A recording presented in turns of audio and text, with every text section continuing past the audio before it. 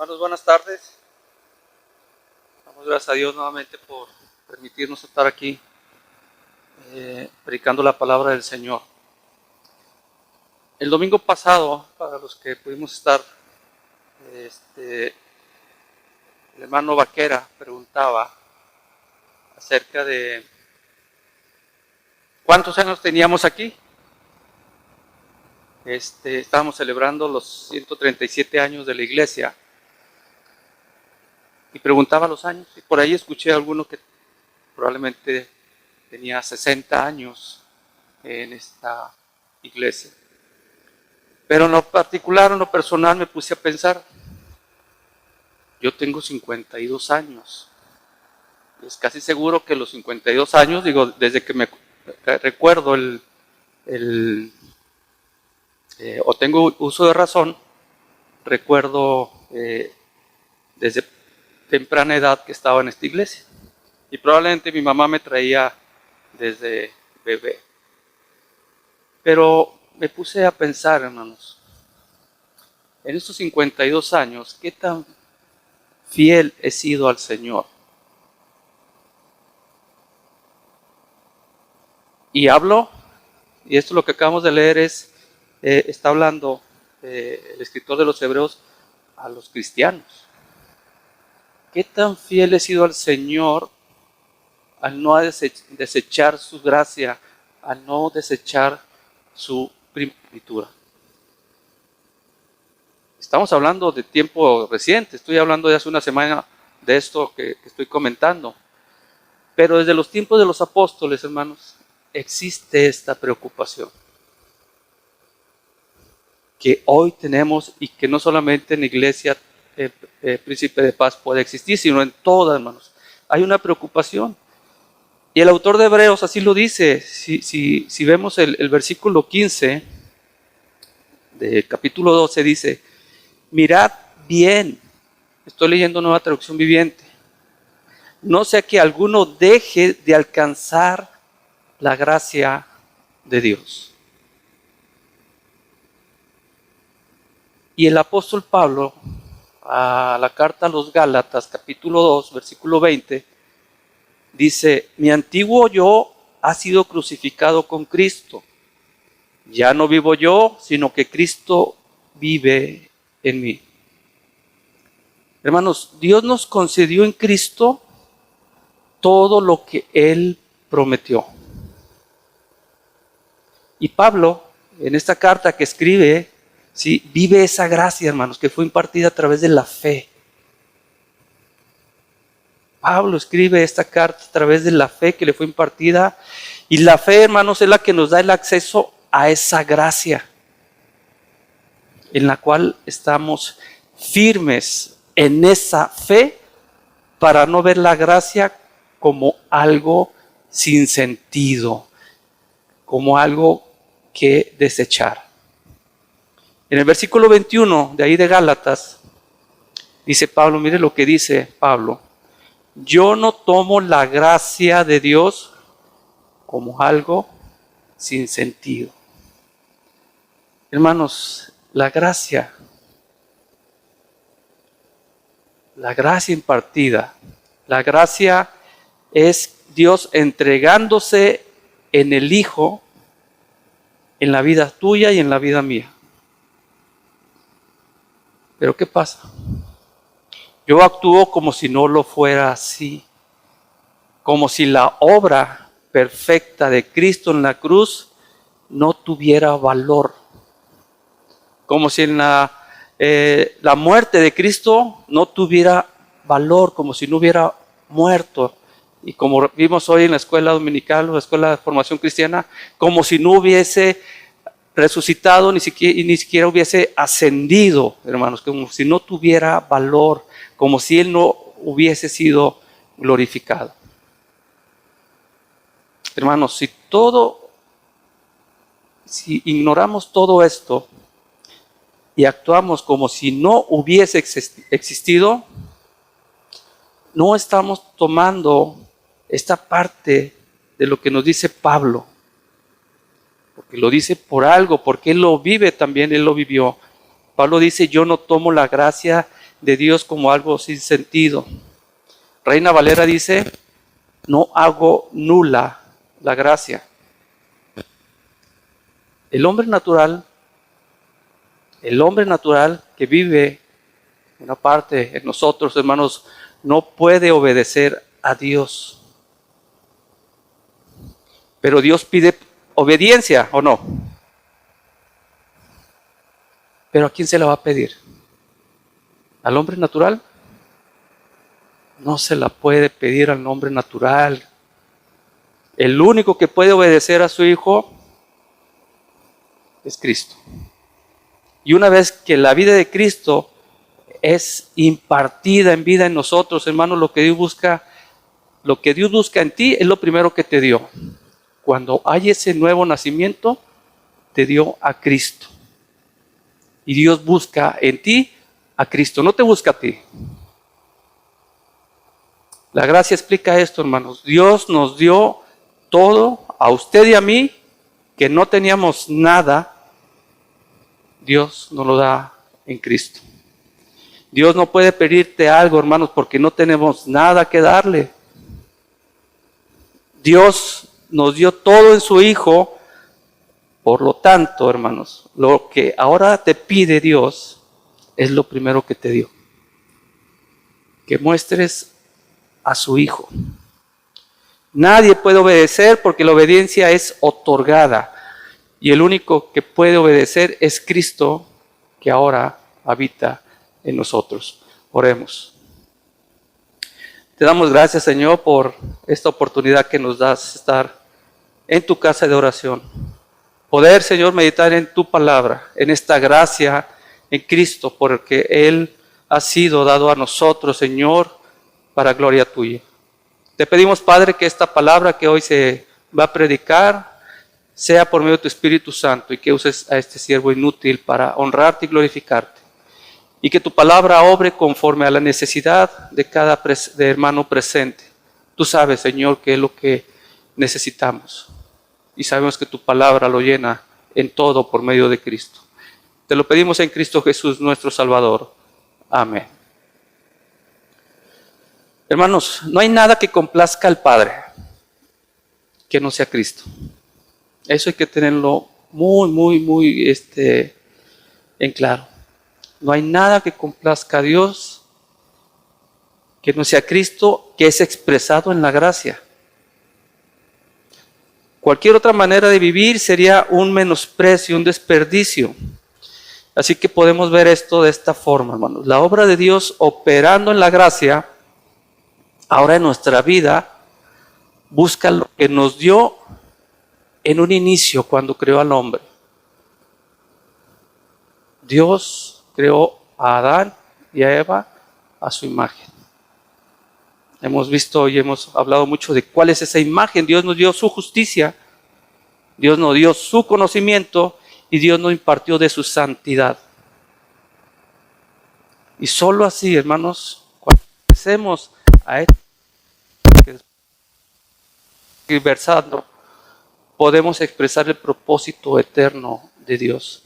Entonces Dios nos coloca ahora en su Hijo, en Cristo. Y cuando hablamos de gracia, hermanos, de manera necesaria tenemos que hablar de un pacto eterno. En este caso no es un pacto hecho con el hombre.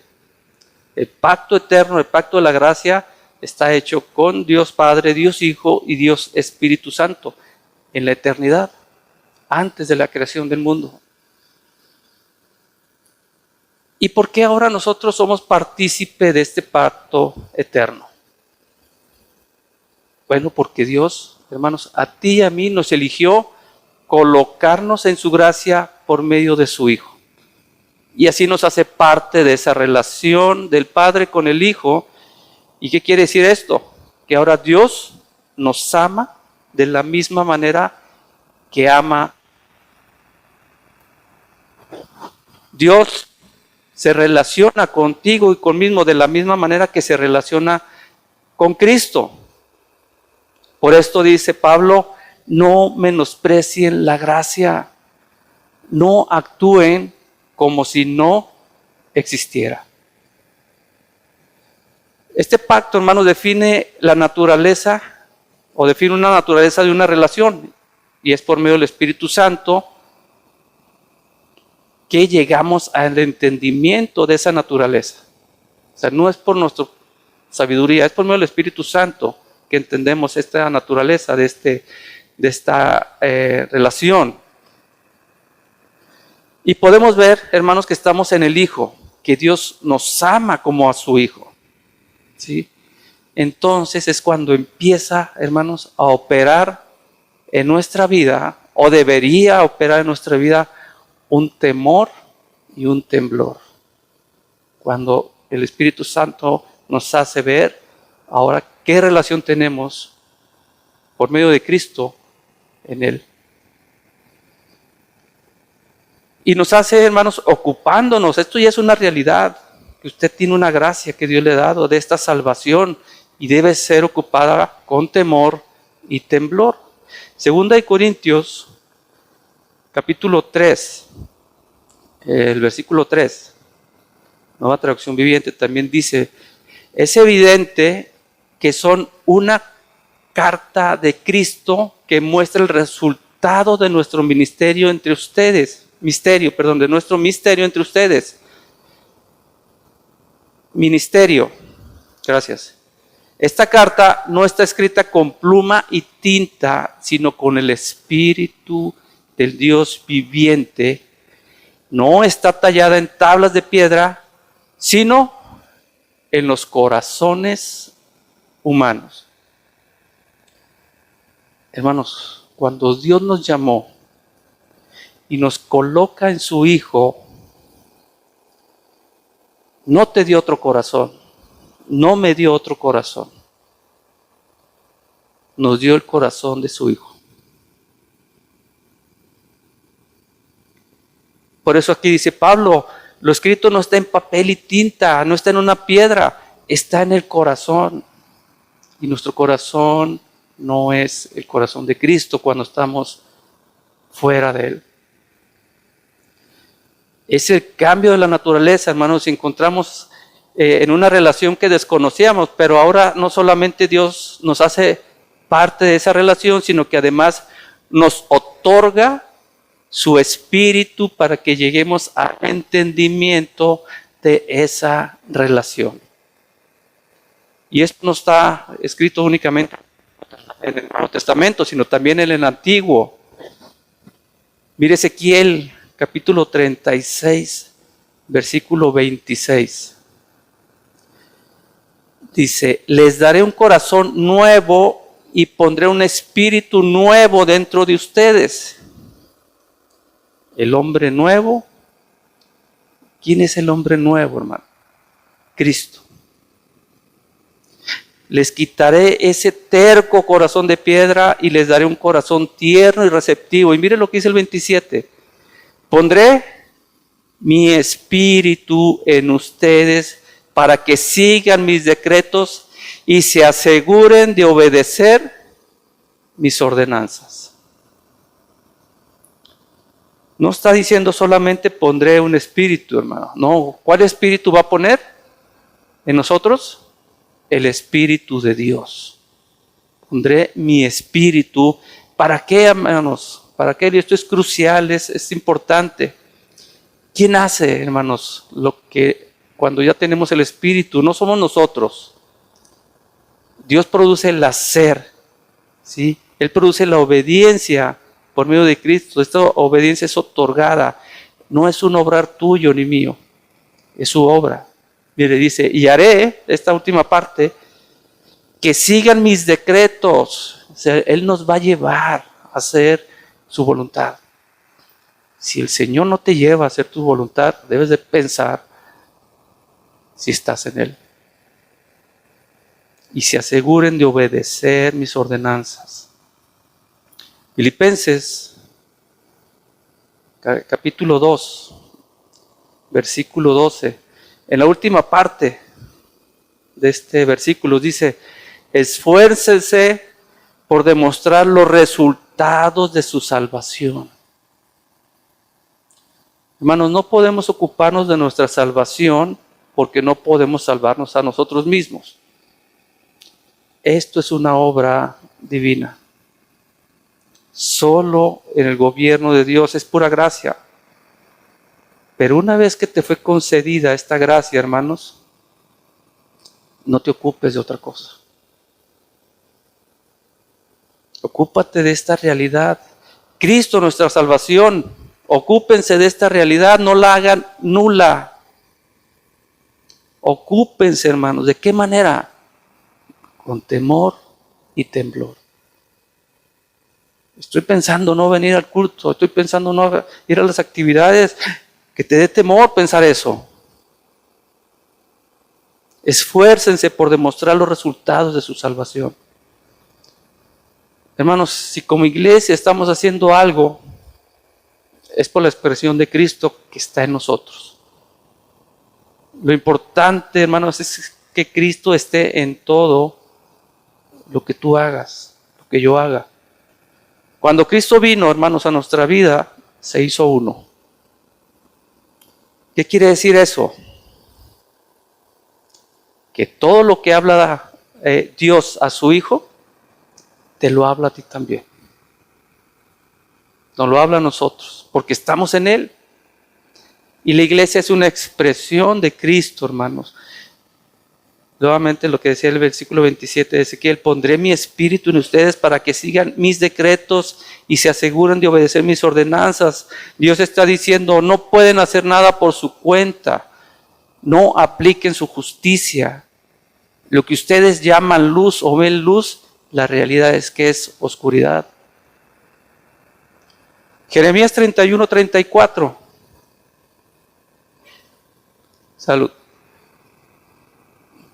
Dice, ya no habrá necesidad de enseñar a sus vecinos, ni habrá necesidad de enseñar a sus parientes diciendo, deberías conocer al Señor, pues todos ya me conocerán. Todos los que estén en este pacto, todos me conocerán, desde el más pequeño hasta el más grande, dice el Señor. Perdonaré sus maldades y nunca más me acordaré de sus pecados. Hermanos, ¿sí entendemos cuando Jeremías dice, no habrá necesidad de enseñar? No que no prediquemos, como veíamos en la escuela de formación cristiana. No es una enseñanza, hermanos, es un nuevo nacimiento. Dios obra conforme a su bendita voluntad, hermanos, con un propósito, y nosotros fuimos creados para ese propósito. Entonces el Espíritu obra conforme a la ley del Espíritu en Cristo Jesús. Cuando Cristo se expresa, hermanos, produce fruto. Responde al propósito de Dios, por lo tanto, son abiertos nuestros ojos. Nuestro entendimiento es abierto, hermanos. Y vemos que todo está en Cristo. Esta gracia que nos fue regalada tiene el todo de Dios, la expresión de Cristo, tiene la obediencia de Cristo. Entonces, ¿qué es lo que tenemos que hacer, hermanos? Ya como hijos de Dios, ya como nacidos de nuevo, con un nuevo espíritu, hermanos, ¿qué es lo que tenemos que hacer? Si hay una respuesta. Y está en Timoteo capítulo 2, versículo 1. Segunda de Timoteo, capítulo 2, versículo 1. Esfuérzate en la gracia. Dice Pablo a Timoteo, mi querido hijo, sé fuerte por medio de la gracia que Dios te da en Cristo Jesús. El versículo 7. Piensa en lo que te digo, el Señor te ayudará a entender todas estas cosas. Timoteo, Iglesia Príncipe de Paz, no te preocupes en querer entender. La mente natural todo el tiempo dice, o venimos con una intención de querer entender, y ya cuando estamos sentados, hermanos, no entiendo el mensaje, no entiendo los estudios del catecismo, no entiendo lo que dice este pasaje. Pero Pablo nos dice, no te preocupes. Lo que tienes que hacer es esforzarte en la gracia. Tu mente natural no entiende, pero si te rindes a esta gracia, Dios te va a dar el entendimiento en todo. Espero explicar, hermanos, si no entendemos en dónde estamos, qué es la gracia, de qué hemos sido salvados, todo lo demás no tiene sentido. Ahí mismo en 2 de Timoteo, versículo 20 del mismo capítulo, dice, 2 de Timoteo, capítulo 2, versículo 5. Versículo 5, perdón. Asimismo, ningún atleta puede obtener el premio a menos que siga las reglas. Dice Pablo, no hagas trampa. No intentes mezclar las naturalezas. No tomes caminos alternos, no busques atajos. Corre legítimamente. Pero ¿qué pasa cuando vivimos una aflicción, una tribulación, cuando la estamos pasando mal, hermanos? ¿Nos gusta o nos llama a escuchar los mensajes de prosperidad? Los mensajes que me dicen para de sufrir. Los mensajes que me dicen, no, tú decreta y vas a ver que Dios te va a dar y te va a quitar. Pero viene la palabra, el Evangelio de Cristo y nos dice, mi reino no es de este mundo. Hermanos, no hay victoria sin Cristo. Estamos en aquel que venció y hoy debemos disfrutar esa victoria en Cristo que nos dio y nos fue dada en Cristo y solamente en Él. Gálatas 3. Creo que ya todos estamos muy compenetrados en esta carta. Tuvimos la bendición de escucharla por medio de mensaje. Gálatas 3:1, hermanos. Fíjense lo que dice, cómo les habla el apóstol Pablo. Dice, ¡ay, Gálatas tontos! ¿Quién los ha hechizado? Pues el significado de la muerte de Jesucristo se les explicó con tanta claridad como si lo hubieran visto morir en la cruz. Hermano, ¿qué es lo que te atrae? ¿O qué te atrae? ¿Qué otra fuente que no es Cristo hace que pierdas de vista la cruz? Hermanos, cruzamos por la cruz de muerte a vida. Por la cruz pasamos de tinieblas a la luz. La victoria de Cristo, hermanos, se da por su muerte y su resurrección.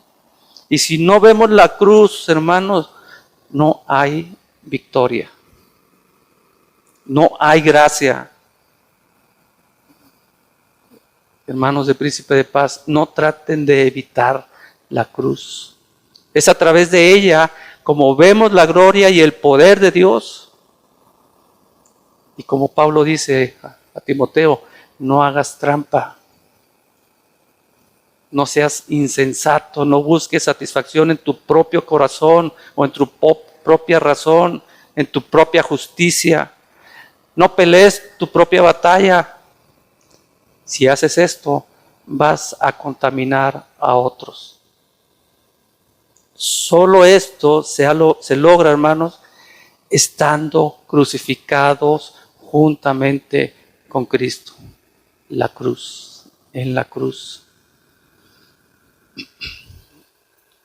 Regresamos a nuestro texto, ahí en Hebreos 12, dice el versículo 12. Por lo tanto, renueven las fuerzas de sus manos cansadas y fortalezcan sus rodillas debilitadas. Versículo 13. Tracen un camino recto para sus pies a fin de que los débiles y los cojos no caigan, sino que se fortalezcan. Esfuércense por vivir en paz con todos y procuren llevar una vida santa, porque los que no son santos no verán al Señor. Cuídense unos a otros para que tengan de ustedes, para que ninguno de ustedes deje de recibir la gracia de Dios. Tengan cuidado de que no brote ninguna raíz venenosa de amargura, los cuales los trastorne a ustedes y envenene a muchos. Me impactó esta frase, hermanos, tengan cuidado de que no brote ninguna raíz venenosa de amargura.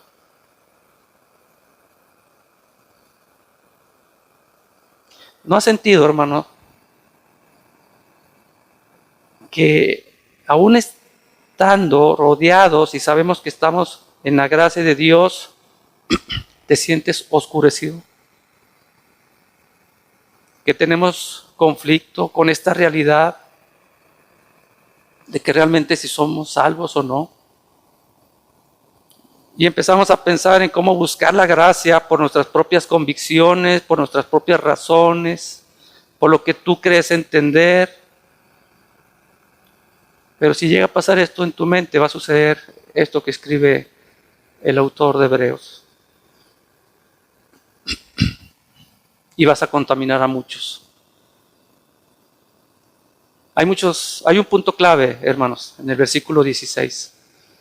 Asegúrense de que ninguno sea inmoral ni profano como Esaú, que cambió sus derechos de primer hijo varón por un simple plato de comida. Ustedes saben que después, cuando quiso recibir la bendición de su padre, fue rechazado.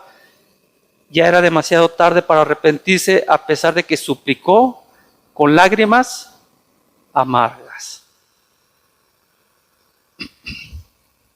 Hermanos, Dios trae esta historia a través del escritor de los Hebreos, esta historia de Esaú y Jacob.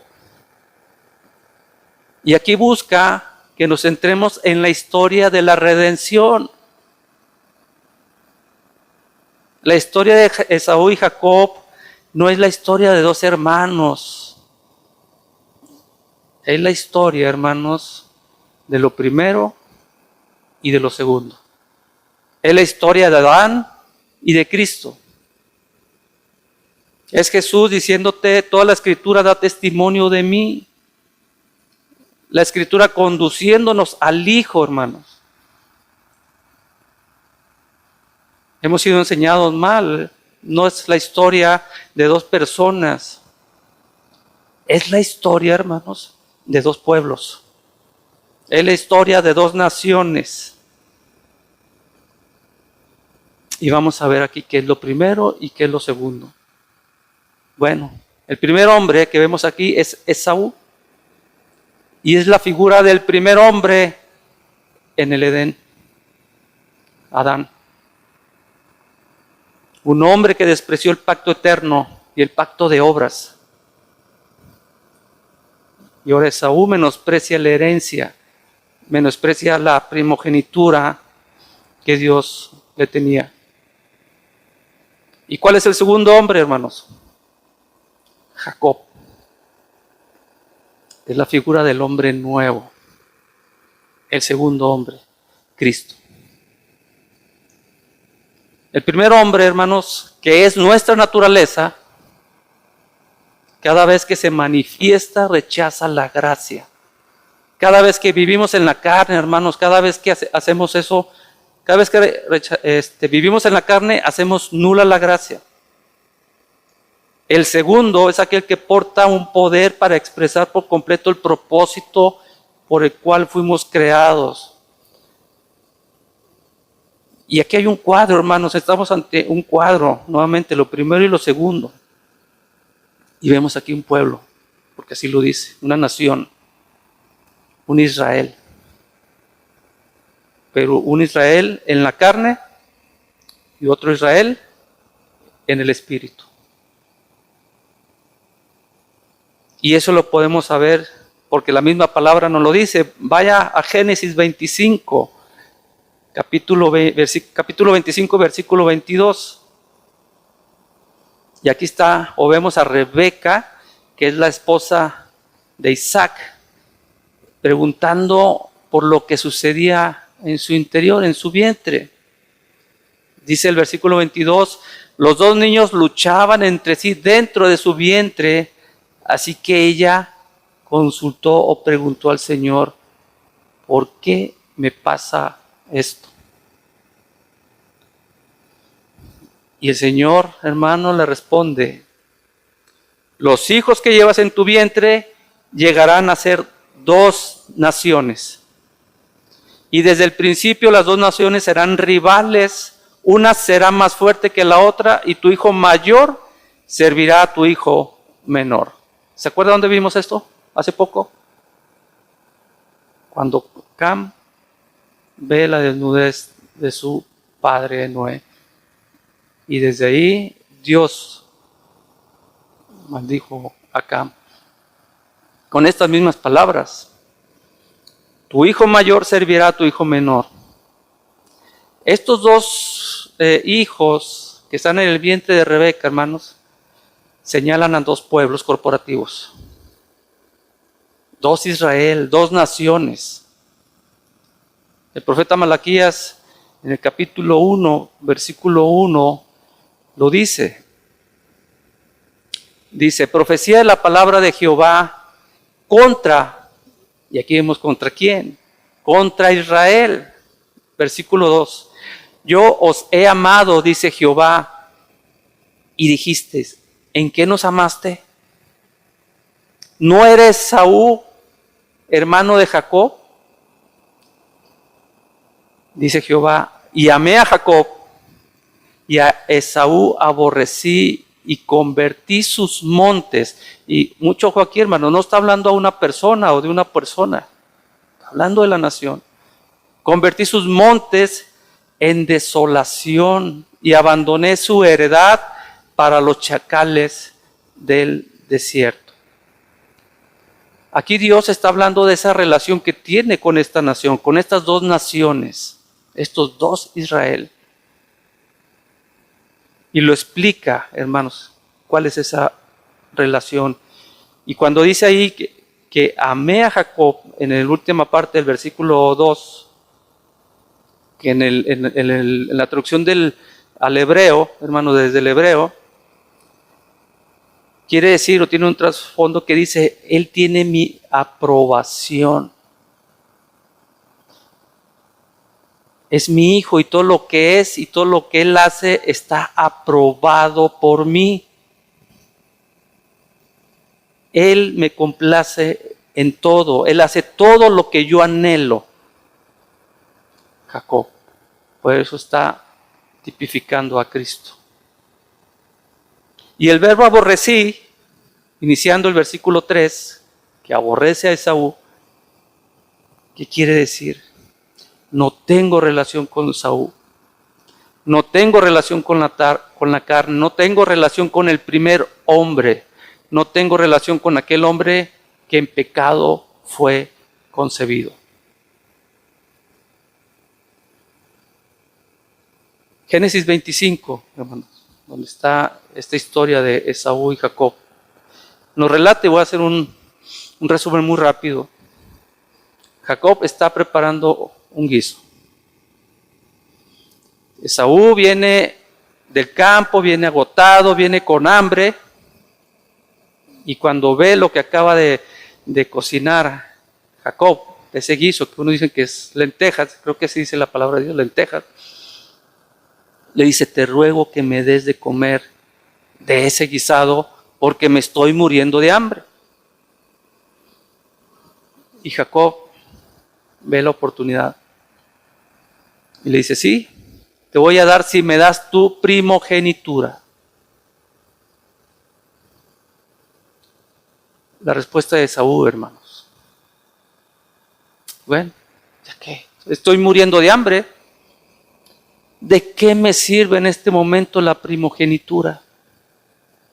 ¿De qué me sirven mis derechos de hijo mayor?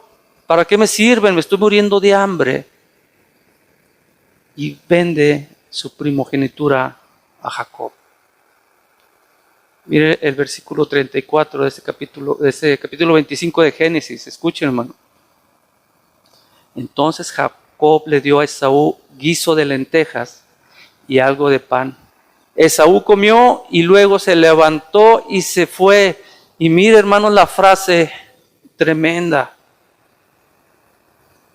Así mostró desprecio por sus derechos de hijo mayor. La primera nación, hermanos, despreció el todo de Dios. Despreció la primogenitura, despreció la bendición, despreció la herencia, despreció las promesas, hermanos. Pero esto todavía existe y están en algún lugar. ¿Dónde están ahora, hermano, estas? En el segundo, en Jacob y ahora en Cristo, que porta la primogenitura. Y así lo dicen los apóstoles, Efesios 1:3. Efesios 1:3 dice: bendito sea el Dios y Padre nuestro Señor Jesucristo, que nos bendijo con toda bendición espiritual en los lugares celestiales. ¿Dónde? En Cristo. Cristo el primogénito, hermanos, tenemos todas estas bendiciones que Dios o que Esaú despreció.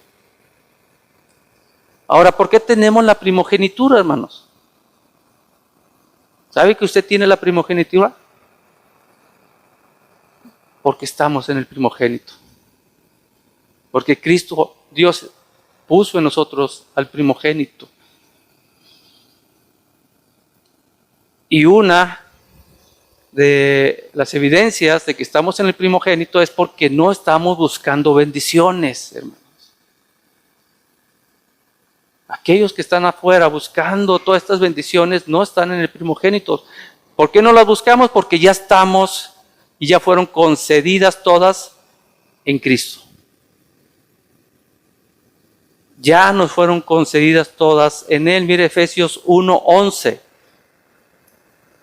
Efesios 1:11 dice: es más, dado que estamos unidos a Cristo, hemos recibido una herencia de parte de Dios, a fin de que seamos para la alabanza de su gloria. Versículo 18 de ese mismo capítulo. Pido que les inunde de luz el corazón para que puedan entender la esperanza segura de que Él ha dado a los que llamó.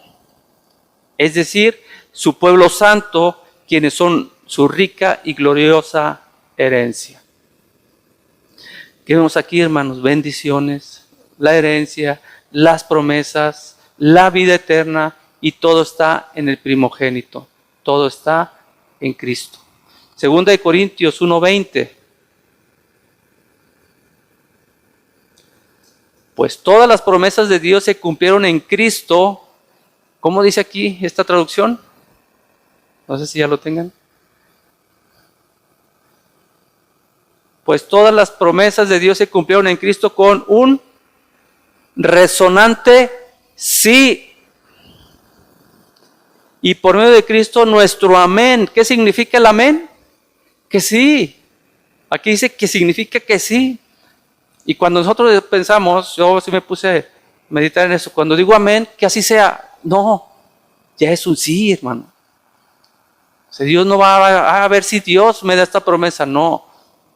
Ya, como dice aquí esta traducción, y por medio de Cristo, nuestro amén, que significa sí, se eleva a Dios para su gloria, para la gloria de Dios. Hermanos, Esaú despreció todo esto. Toda la bendición eterna por algo temporal. No le dio valor. Pero hoy, hermanos, existen muchos Esaú buscando lo pasajero por encima de lo eterno. Esaú no tenía puesta la mirada en las cosas de arriba. ¿Tú qué estás buscando, hermanos? ¿Dónde tienes tu mirada? ¿En lo temporal? Si es así, quiero decirte que esa es la identidad del hombre natural. del primer hombre, del primer Adán. Y tanto Adán como Esaú anhelaron más la satisfacción temporal de la carne que los placeres eternos e inagotables en Cristo Jesús. Y hermanos, buscando esto, y encontré en una predicación el por qué, si existe una razón de esto, por qué el hombre desprecia la herencia. Y un pastor en una predicación mencionaba que es por la autopreservación del hombre natural. Porque el hombre natural, hermanos, lo que entiende en la cruz o el vivir en Cristo es la muerte del yo. Por eso cada vez que aparece la cruz en el Evangelio, ese hombre natural busca preservarse. La carne no quiere morir. Prefiere un mensaje motivacional. Y dice, ya tengo demasiados problemas, mi vida es un desastre, no tengo esto, no tengo lo otro. Ya tengo muchos problemas para que vengan y me digan que encima tengo que ir a cargar una cruz. Por eso, hermanos, desechamos la primogenitura. Y como Esaú decimos, pues ¿de qué me sirve la gracia? ¿De qué me sirve la primogenitura? Por naturaleza, hermano, somos esclavos del temor a la muerte. Por eso corremos en dirección opuesta a la cruz. Pero cuando entendemos el valor del Evangelio, cuando se nos revela el valor del Evangelio, hermanos, es cuando estamos preparados para entrar a esa tierra que Dios nos ha prometido. Despreciar la primogenitura es despreciar el derecho a ser llamados hijos de Dios. Despreciar la primogenitura es tratar de acercarse a Dios en la carne. Dios no tiene ninguna relación con Esaú. Dios no tiene ninguna relación con la carne. Dios no tiene ninguna relación con Adán. Dios solamente tiene relación con el Hijo, a quien Dios hizo heredero de todo. Me puse a pensar, hermanos, ¿cómo es posible que Esaú hiciera eso? Pero yo cómodamente sentado, si ustedes también cómodamente sentados, puede llegar a que piensen eso, hermanos. ¿Cómo es que Esaú rechazó la primogenitura? Pero ¿sabe lo que están diciendo aquí el escritor de Hebreos, lo que acabamos de leer? ¿Sabe lo que dicen los apóstoles acerca de esto? Que usted y yo hacemos lo mismo todos los días. Eso es lo que está diciendo la palabra de Dios. Y hacemos nula la gracia. Por eso los apóstoles nos dicen, no hagan nula, no rechacen la gracia, no desechen la primogenitura. Eso es lo que están diciendo, hermano. ¿Y cuándo lo hacemos? Cuando tomamos nuestras propias decisiones. No de acuerdo a la ley de Dios. Cuando sucede eso, ignoramos la primogenitura, la hacemos nula, la rechazamos. Cuando buscamos nuestra propia justicia, cuando no ponemos la otra mejilla, hermano, cuando no bendecimos a los que nos maldicen, hacemos nula la gracia. Y estamos tomando la misma decisión que tomó Esaú. Cuando hoy estamos aquí en el templo y no escuchamos la palabra de Dios, estamos en otras cosas menos en la palabra de Dios. Desechamos la primogenitura, desechamos la gracia. Y nos interesa más el internet, las redes sociales. Los apóstoles, hermanos, nos advierten esto. porque seguimos escogiendo al hombre que fue maldito en el Edén. Ese con el cual Dios no tiene relación y que porta un temor a la muerte. Toda nuestra vida, hermanos, y todas nuestras decisiones son testimonios de nuestros deseos internos.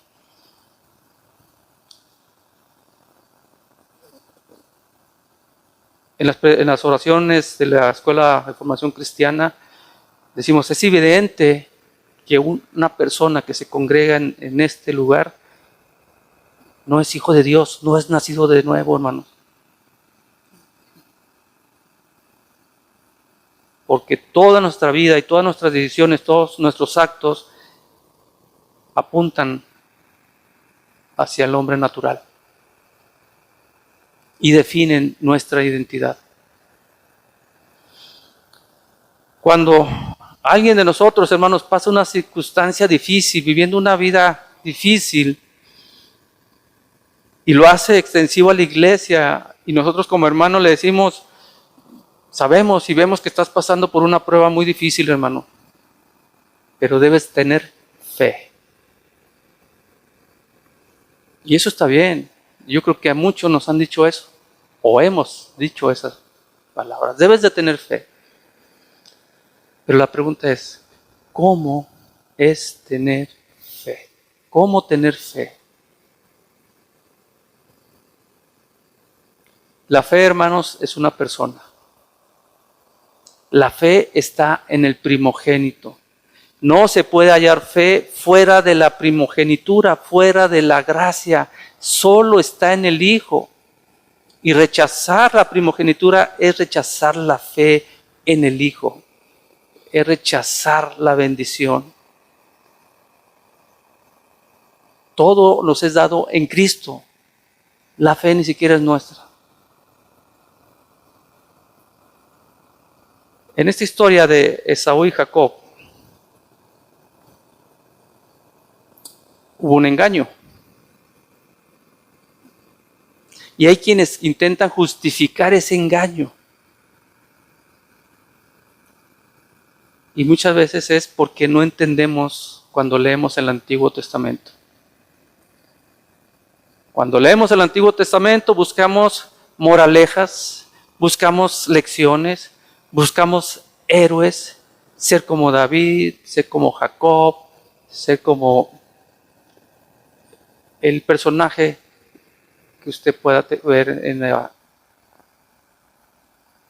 como algo en que poner su vida o verla como un ejemplo a su vida. Ejemplos a imitar del Antiguo Testamento, pero no es así, hermanos, como se debe verse el Antiguo Testamento. El Antiguo Testamento es un testimonio natural de una realidad eterna, de una realidad espiritual y que señala a Cristo. El punto central de esta historia, hermanos, es que alguien indigno recibe algo que no merece.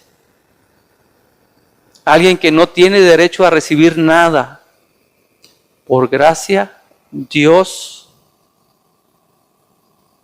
da esa herencia de su hijo. Jacob, que no merecía esta herencia, recibe por gracia la primogenitura, recibe por gracia la bendición de Dios. Y esto es importante, hermanos, y con esto quiero terminar. En Dios no hay engaño. Él nos recibe a nosotros en su Hijo. Él no te eligió a ti viendo quiénes somos o quién eres, sino que viéndonos a través de su Hijo, nos recibe. Y no es que te reciba tal como eres, porque ahora ya yo puedo venir como quiera y predicar y venir y que hacerme miembro, aunque sea fuera del orden que Dios ha puesto, pero Dios me quiere por como soy. No, esa es una mentira. Es una herejía. Dios no te acepta como eres, hermanos. Dios te acepta a ti porque ve a Cristo en ti. Nuestra vida está guardada en Cristo. Mencionaba nuestro hermano Rolando cuando que María, su mamá, le puso perfume en su cabeza. Que tal vez él huela es una suposición nuestra, ¿va? Con ese perfume. Pero quiere decirte, hermanos, que nuestra vida está guardada en Cristo y olemos igual que Él. Nos parecemos a Él, somos parte de su ofrenda, de la ofrenda única que le agrada y le satisface completamente a Dios. Cristo en nosotros, hermanos, no desechemos la gracia. Confío en el Señor, hermanos, que esta palabra cumpla su propósito. Penetre como espada de dos filos en nuestra vida y que hoy te levantes y cada día te levantes y cada momento te levantes confesando todo lo que deshonra a Dios, hermanos, para no hacer nula la gracia. Porque esto es una realidad. Cada día hacemos cosas que deshonran a Dios, pero confiésalo y trata de no hacerlo más. Dios te ve por el Hijo. Yo, que no merecía nada, hermano, ahora recibo todo esto. Tú que no merecías nada, hermano, recibes todo esto. Estás en el primogénito, tienes la primogenitura y con ello todas las bendiciones de Dios. Y no puedes vivir como si esto no existiera. Así como lo dijo Pablo a los Gálatas, insensatos. Eso es ser insensato, es ser tonto, hermanos. Es una locura pensar y vivir como si esto no existiera. Hermano, no deseches la primogenitura y no hagas nula la gracia. Amén. Señor, te damos gracias por tu palabra que es bendita y es eficaz. Gracias, Señor, porque en ella podemos ver las grandes herencias que tiene y solamente por gracia y a través de Cristo las podemos obtener. Te pido, Señor, que abras nuestra mente, nuestro corazón y que tu palabra, Señor, penetre hasta lo más profundo de nuestro cuerpo y que hagamos, Señor, nuestra esta herencia, pero principalmente, Señor, mostrando, viviendo y mostrando a Cristo día a día. Quédate con tu pueblo, quédate con esta remanente de tu iglesia, príncipe de paz. Bendícenos, Señor, en Cristo Jesús te lo pido. Amén. Dios le bendiga, hermano.